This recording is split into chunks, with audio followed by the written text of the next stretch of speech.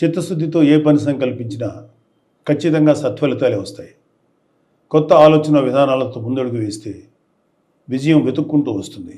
మనం చేసే పనిలో చిత్తశుద్ధి, ఆలోచనలో స్పష్టత, నవ్యత, బాధ్యత, జవాబుదారీతనం ఉంటే వెన్ను తట్టేందుకు అనుభవజ్ఞులు ముందుకు వస్తారు. ఈ మాటలు ఎందుకు చెప్తున్నానంటే, ఆంధ్రప్రదేశ్ ఉప ముఖ్యమంత్రి పవన్ కళ్యాణ్ గారు తనకు అప్పగించిన బాధ్యతలను చిత్తశుద్ధితో నెరవేర్చే శక్తి సామర్థ్యాలు పుష్కలంగా ఉన్నాయి. తను చేసే ఆలోచనల్లో ఆచరణాత్మకత, కొత్తదనం కలిగిన వ్యక్తి. అన్నిటికీ మించి తనకు వచ్చిన బాధ్యతను హోదాకి, దర్పానికి చిహ్నాలుగా భావించరు. జవాబుదారీతనంతో నిర్వర్తిస్తారు.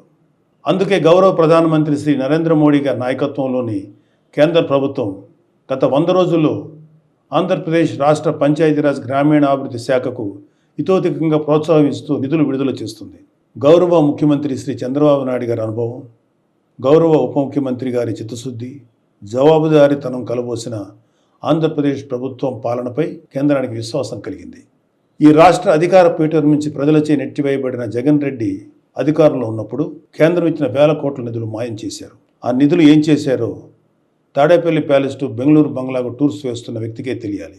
అందుకే గత ఆర్థిక సంవత్సరంలో కేంద్రం ఆంధ్రప్రదేశ్ పంచాయతీరాజ్ శాఖకి తగినన్ని నిధులు 15వ ఆర్థిక సంఘం నిధులు ఇవ్వలేదు. పాలకులు మారారు. శ్రీ పవన్ కళ్యాణ్ గారు పంచాయతీరాజ్ గ్రామీణాభివృద్ధి శాఖల బాధ్యతలు చేపట్టారు. ప్రతి విభాగంపై అవగాహన పెంచుకున్నారు. నిధులు తీసుకురావటమే కాదు, ఏ విధంగా ఎంత జవాబుదారీతనంతో ఎంత ప్రజా ప్రయోజనకరంగా ఖర్చు చేస్తామో చెప్పాలని సంకల్పించుకున్నారు.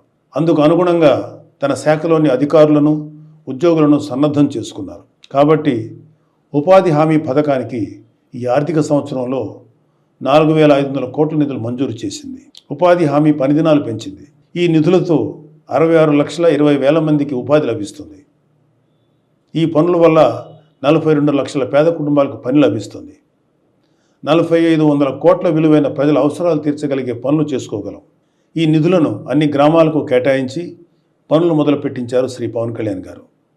ఆ పనులు కూడా ఎక్కడో ఆఫీస్ గదులు కూర్చొని నిర్ణయించడం కాదు, ప్రజలే తమ గ్రామానికి ఏ పనులు చేయించుకోవాలో నిర్ణయించుకోవాలి.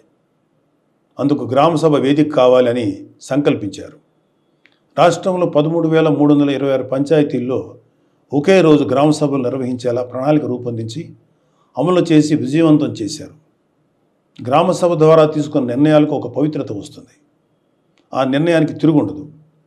అదేవిధంగా గ్రామసభ తీర్మానంలో లేని పనులేవీ చేయలేరు. స్థానిక ప్రభుత్వమైన పంచాయతీలకు మహర్దశ తీసుకొచ్చేలాగా గ్రామసభలు నిర్వహించారు. ముఖ్యమంత్రి గారు, మంత్రులు, ఎమ్మెల్యేలు, ఎమ్మెల్సీలు, ఎంపీలు, కలెక్టర్ నుంచి ఎంపీడీఓల వరకు అందరూ గ్రామసభలో కూర్చొని ప్రజల నిర్ణయాలు నమోదు చేసుకున్నారు. యావత్ దేశం ఈ గ్రామసభలను పరిశీలించి ఒక మోడల్గా తీసుకుంది. కేంద్ర పంచాయతీరాజ్ గ్రామీణాభివృద్ధి శాఖ ఆ రోజునే సానుకూలంగా స్పందించింది. ఈ స్ఫూర్తితో అక్టోబర్ 2వ తేదీన దేశమంతా గ్రామసభలు చేపట్టాలనే ఆలోచనలో కేంద్ర ప్రభుత్వం ఉంది. ఆంధ్రప్రదేశ్లో నిర్వహించిన గ్రామసభలు ప్రపంచ రికార్డు సృష్టించాయి. రికార్డు పత్రాన్ని వరల్డ్ రికార్డ్స్ యూనియన్ ప్రతినిధి నుంచి ఇటీవలే శ్రీ పవన్ కళ్యాణ్ గారు స్వీకరించారు. ఉపాధి హామీ నిధులే కాదు, 15వ ఆర్థిక సంఘం నుంచి కూడా నిధులు సాధించారు. వెళ్ళిపోయిన వైసీపీ వాళ్ళ మీద నమ్మకం లేక కేంద్రం నిధులు ఇవ్వలేదు. పవన్ కళ్యాణ్ గారు కేంద్రంతో మాట్లాడి 1987 కోట్ల రూపాయల నిధులని కొద్ది రోజుల కిందటే మంజూరు చేయించారు. ఉపాధి హామీ నిధులు 4,500 కోట్లు కావచ్చు, ఆర్థిక సంఘం నుంచి సుమారు 987 కోట్లు కావచ్చు, కేంద్రం నుంచి సాధించింది ఆంధ్రప్రదేశ్ పంచాయతీరాజ్ శాఖ. అది పాలన చేపట్టిన 100 రోజుల్లోపు.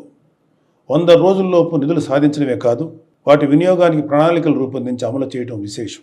అది ఒక నాయకుడు చిత్తశుద్ధి, జవాబుదారీతనం తాలూకు ఫలితం. ఖచ్చితంగా ఆంధ్రప్రదేశ్లోని పల్లె పల్లెలకు మంచి రోజులు వచ్చాయి. స్వర్ణ పంచాయతీలు అనే కూటమి ప్రభుత్వం లక్ష్యం ఖచ్చితంగా సాధిస్తాం. నమస్తే.